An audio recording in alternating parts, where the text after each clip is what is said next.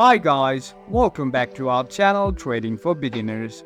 In today's video, I'm going to show you how to read your footprint chart on your TradingView account. So, without further ado, let's jump right into the video. First thing first, I assume that you have already logged into your TradingView account. After logging in, you'll see this kind of interface on your screen.